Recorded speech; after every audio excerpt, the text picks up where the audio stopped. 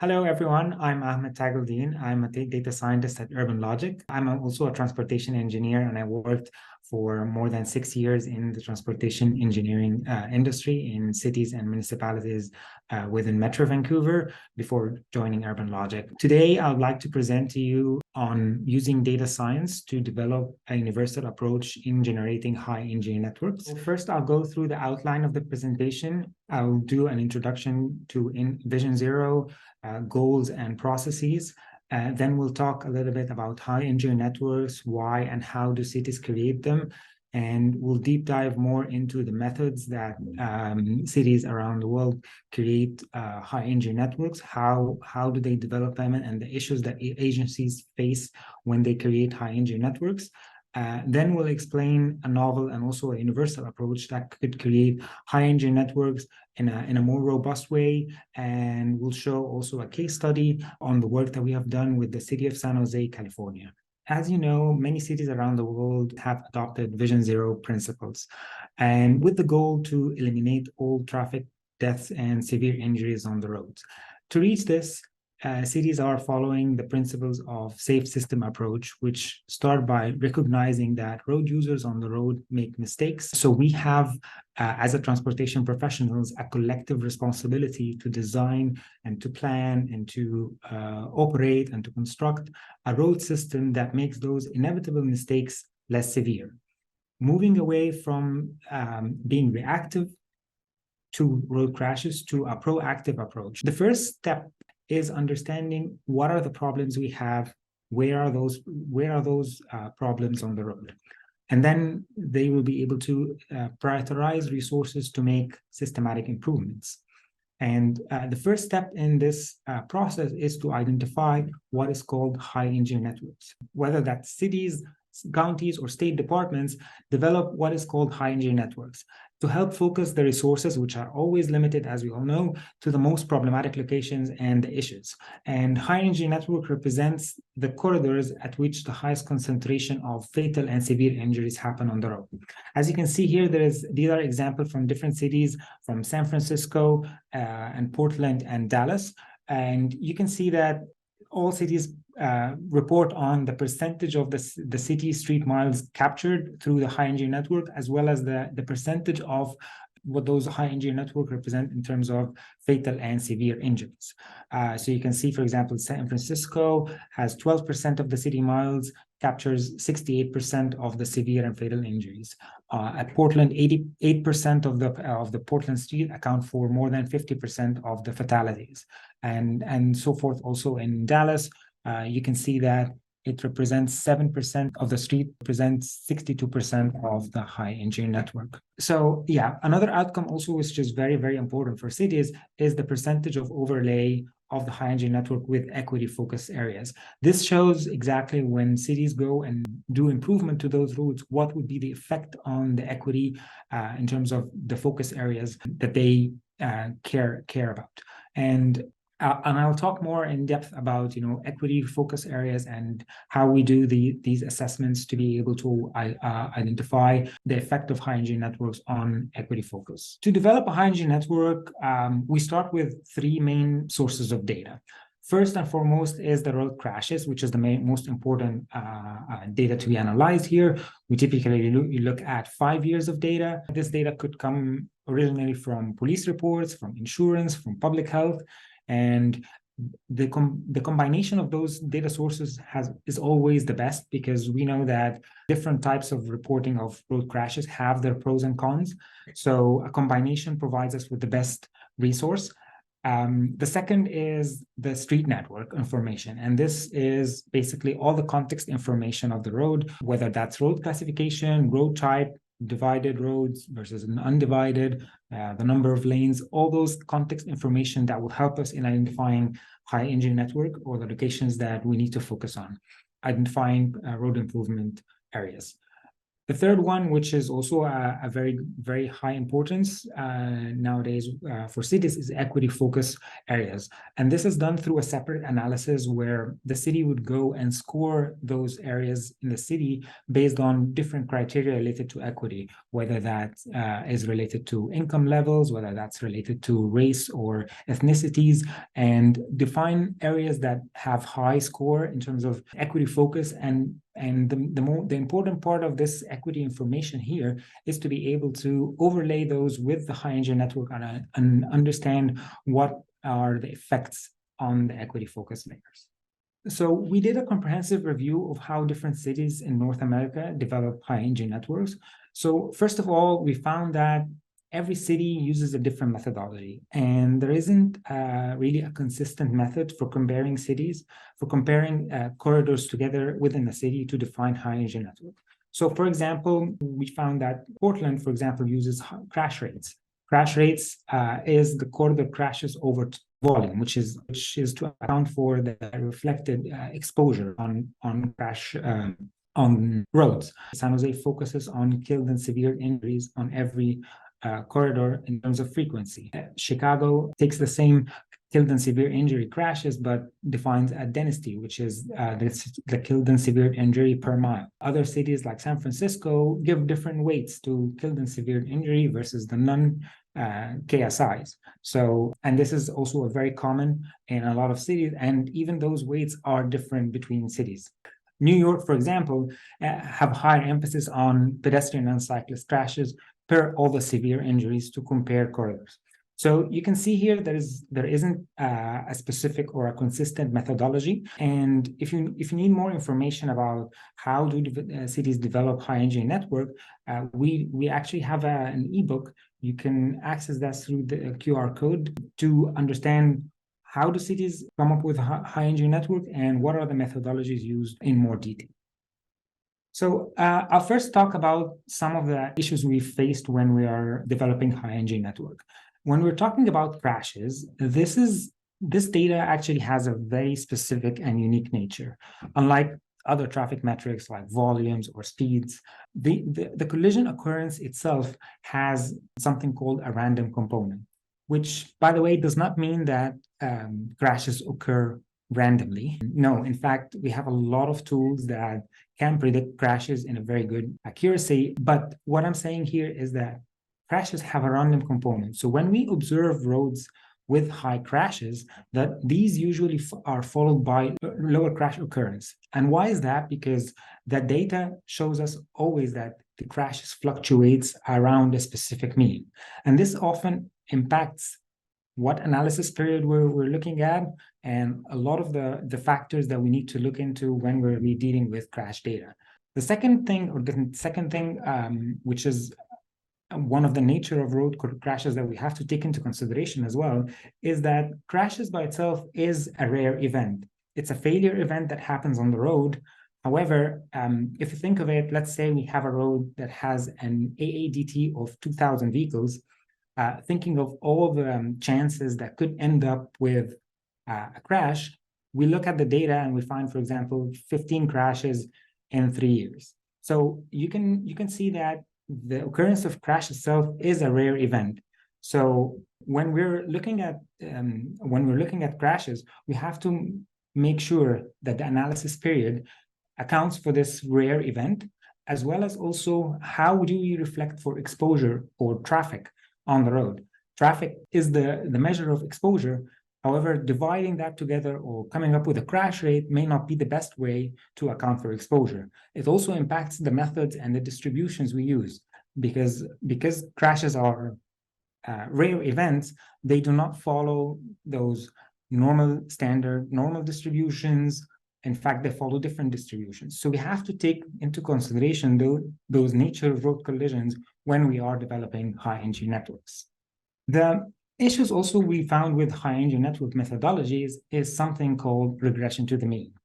And I'll explain that a little bit, where when we have periods of high crash frequency happening on the road, those are usually followed by low crash frequency due to this random nature of crashes. So if we don't account for this it can lead to a misallocation of resources. And why is that? Because of the randomness nature in crashes, this phenomena is very well documented in the Highway Safety Manual, for example. And because when we're looking at crashes in terms of identifying high-energy network, we are interested in the high crash frequency locations, where if we don't account for this regression to the mean, we may misallocate resources to those randomly high crash sites that will be followed by a low crash had no treatment taken place. So while we're doing the assessment, we have to make sure that we account for the regression to the mean. The second issue also with identification of high energy network, because we're comparing different locations around a city network, there is differences in traffic volume between the different sites or the different corridors. So it's expected that, yes, more crashes would happen at corridors that have higher volumes. However, this relationship between crashes and volume is not linear. So if we do not account for this nonlinear relationship, we may incorrectly identify locations that have just high volume as potential for improvement, where our focus here should be which locations that have the highest potential for reduction in crashes in the future. Those are the ones we need to tackle and we need to focus on to put our investment there. So I'm going to summarize all the issues with the high energy network methodologies. Starting with number one, there is a lack of consistent methodology. As we saw, every city has a different method in creating high energy network. And while we're talking about a universal methodology that could account for all the issues with high energy network, we need to make sure that this methodology is robust enough to be used in every city. The second thing is we don't account for that specific nature and unique nature of road collisions when we're doing the assessment of high energy network in terms of the random component of crashes as well as the rare event phenomenon. The other thing is also how we account for exposure. Exposure here meaning when we're talking about traffic volume or talking about the length of the road, the best way to compare different locations is to account for exposure, where accounting to exposure by just defining crash rates may not be the best way to identify high energy network. And lastly, and the most important actually, is the fact that when we're developing high energy network, we're still depending on a reactive approach. We are making improvements to the road based on what we have observed in the past. So to move from the crash reactive approach to a more proactive approach is that we want to make improvements to the road based on not only the unsafe locations that has been observed in the history, but preventing road unsafe locations from occurring in the first place by making improvements to locations that are expected to be unsafe. And I'll talk more in detail how we'll be doing that. This would be the core of the method that we developed for a high energy network. What are we developing here? We're developing a universal methodology that can work for any city for creation of high energy network. And this would avoid a lot of the issues in the current methods that different cities have tried and developed for high energy network creation. And why are we doing that? The main purpose is to avoid the reactive approach and move to a proactive approach by separating those locations that are observed in the past being high in KSI to moving towards locations that have the highest reduction and the highest potential in reduction of crashes. How are we doing that? By developing collision prediction models for the city to understand this complex yet very important relationship that governs crashes with the road characteristics, talking about traffic volume and traffic length, and to be able to predict crashes on the road and identify high energy network based on those predicted crashes.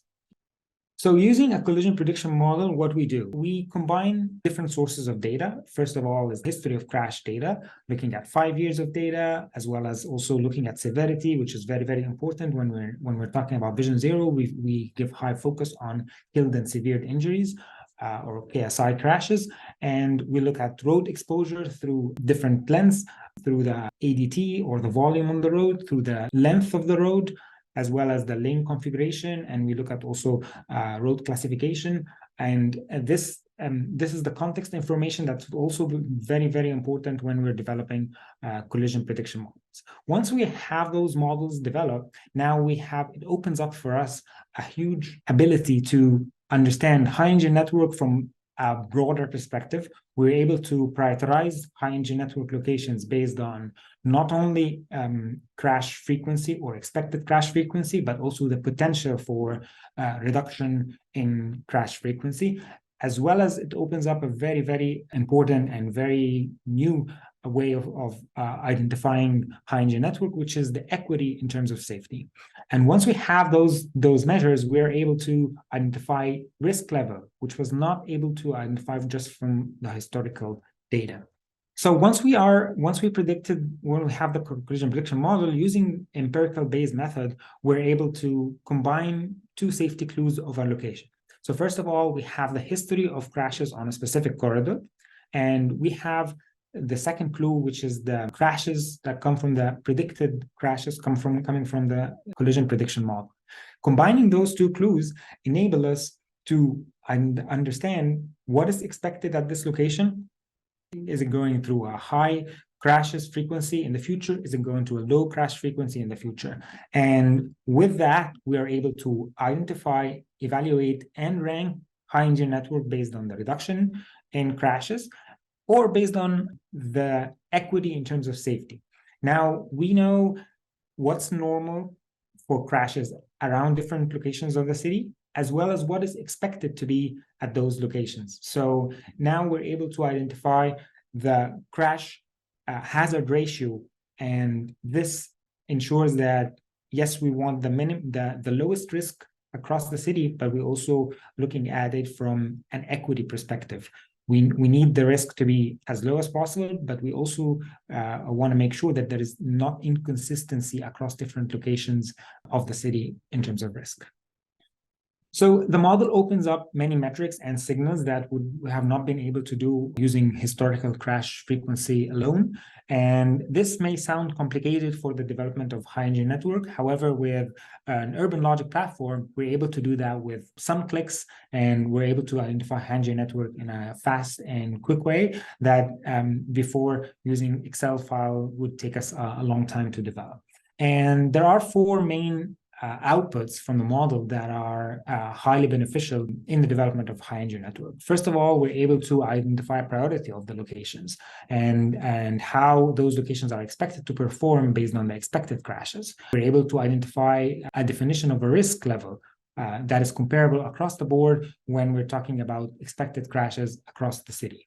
Also, we'll be able to identify this high-engine network based not only on the expected crashes, but also on the expected or the potential for highest reduction in crashes. And this is the goal when cities are looking at high-engine network and locations to put their investment in terms of road improvement projects.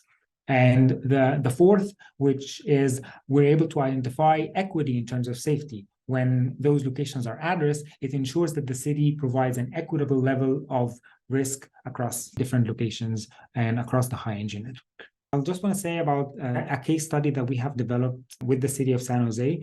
The city was going through an update of their current high-engine network. They were very interested in understanding what is the effect of all the different methodologies and what are the implications of that on their high-engine network creation, as well as understanding what is the equity focus overlap with all the high-engine network areas.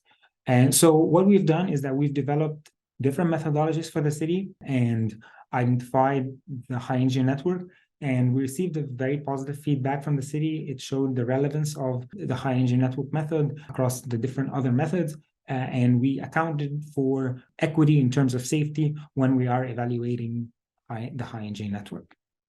So to sum up, there are many benefits of using the collision prediction model and the empirical base in high-engine network development. First of all, it provides us with a universal method for identification of high-engine network that can work with any city. Why? Because we are developing that based on the city's actual data, the city's data in terms of crash and context information, as well as the exposure to traffic through volume and length. It moves us away from being reactive to a proactive approach because we are not depending on historical data. We are predicting where crashes are expected to be high, and where are the locations that have the highest potential for reduction in crashes to tackle those locations. And it enabled us to prioritize high engine network based on locations that have the highest potential for reduction in crashes. And lastly, which is very, very important, it provides quantified measures of equity in terms of safety when we are identifying high engine networks. So this concludes my presentation. Thank you so much for listening. I hope you see the benefit of using a universal methodology when developing high engine network. And this stresses out the importance of moving away from a reactive approach to a proactive approach when it comes to road safety. If you have any other questions, you can contact us at urbanlogiq.com, and we'll be happy to answer any of your questions.